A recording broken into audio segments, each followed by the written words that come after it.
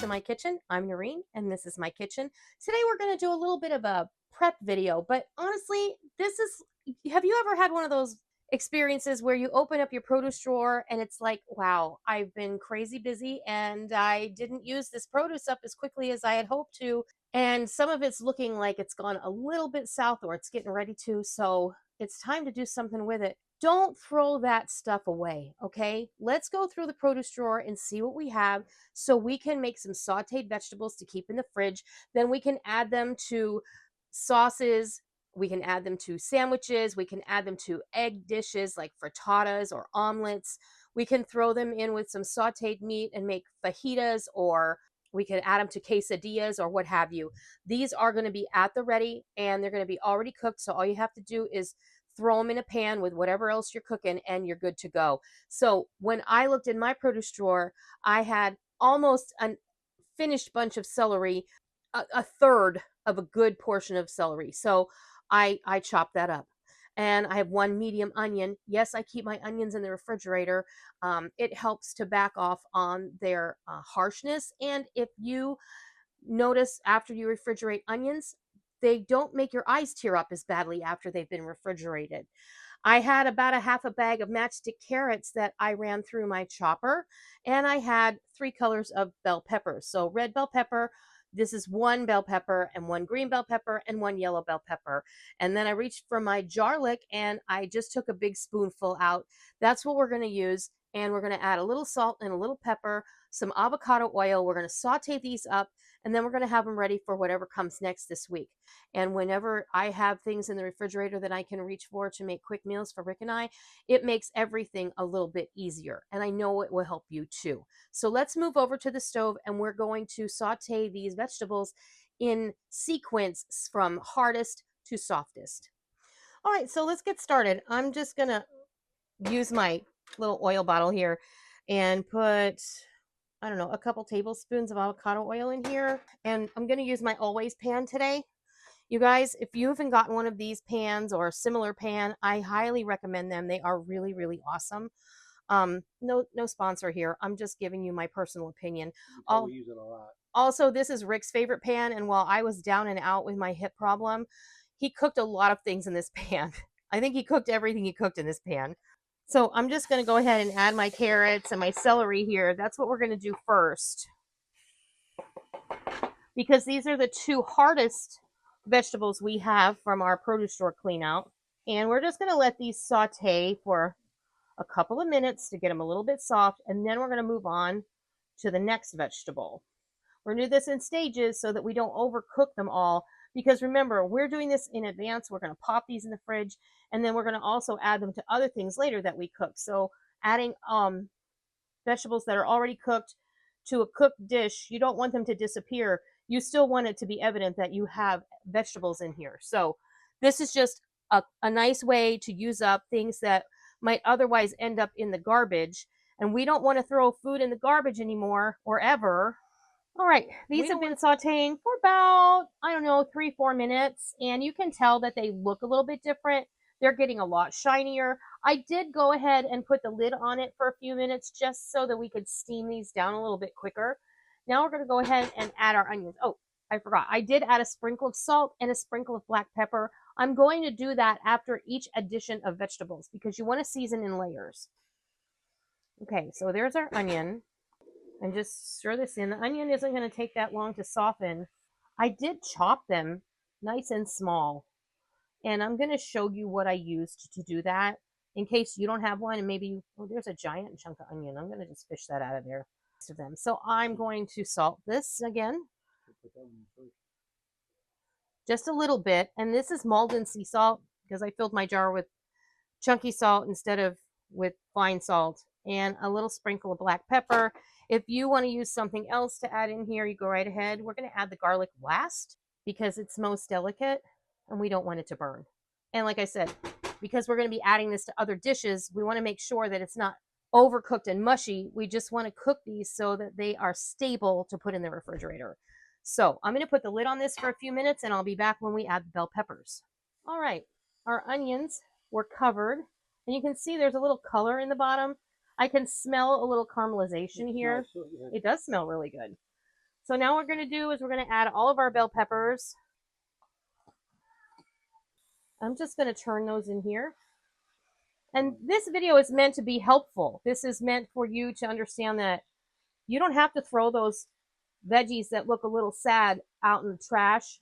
Maybe they're not good enough to be used in a salad, but they're definitely good enough to be cooked a little bit and saved for later.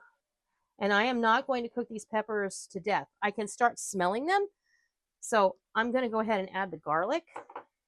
Is probably where I'm going to leave it. I'm probably not going to leave the peppers over the heat much longer, maybe a couple of minutes, but that's it.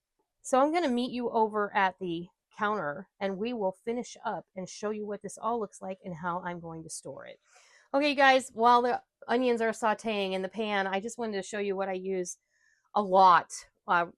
In the last few years, I picked this up off of QVC. I don't even know if they sell it anymore. I'm pretty sure you can get something similar. If I can find one, I'll leave a link for you.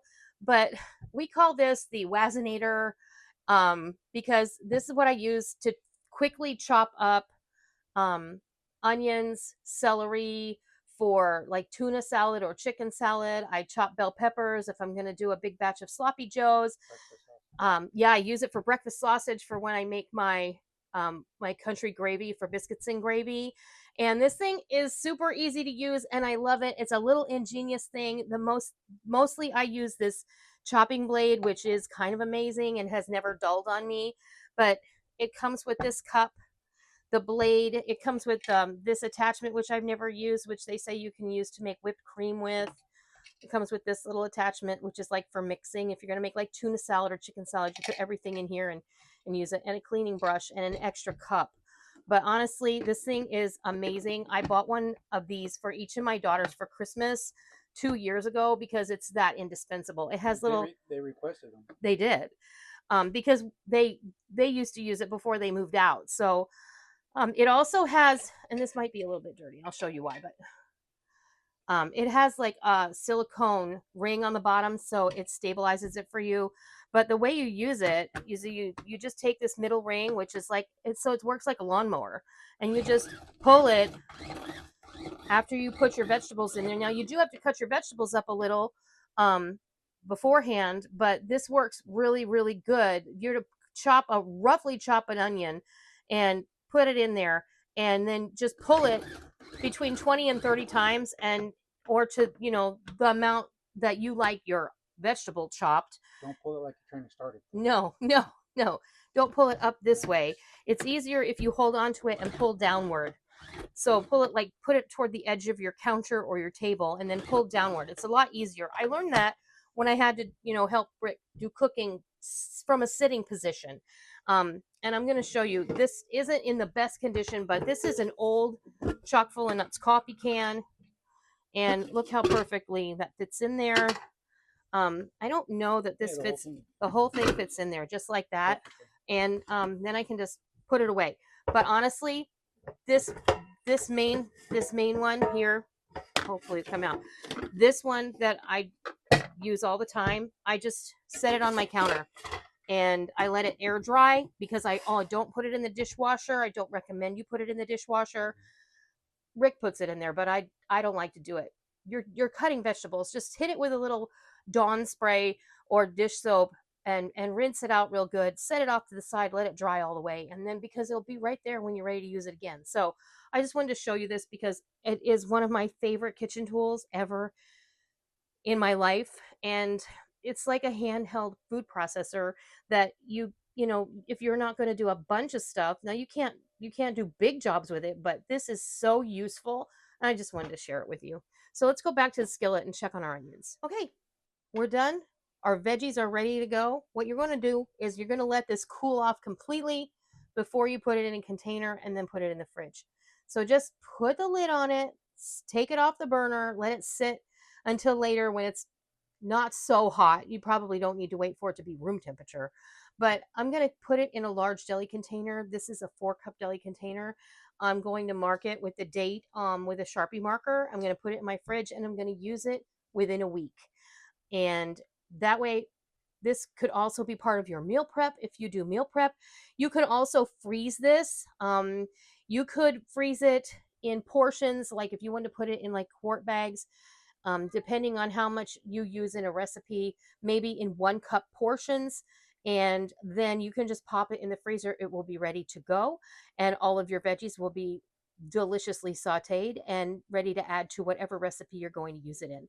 So that right there is how you clean out your produce drawer, sauteed vegetables, so that we don't waste money, so that we do save time, and that we're actually being really proactive with our food inventory and our grocery cost. Exactly. Like Rick said, you're investing a little work now to save time later. So I hope that you learned something. I hope that you give this a try. Please be sure and hit the subscribe button. More than half of my viewers are not subscribers. So please go down and hit that subscribe button. Also hit the like button. That will help YouTube to know that this information is good, that you like it, and then people who are seeking this type of information will find it in their feed. Also, if you hit the hype button, which is available on your desktop, your laptop, your tablet, and your smartphone, all you have to do is go down below the video, hit the little 3 dots over there, and then click hype, and then it will help the video get hype points, and it will also help YouTube to promote the video as well. I hope you try it. I hope you love it. I thank you so much for being here with us today. And until next time, I'll see ya.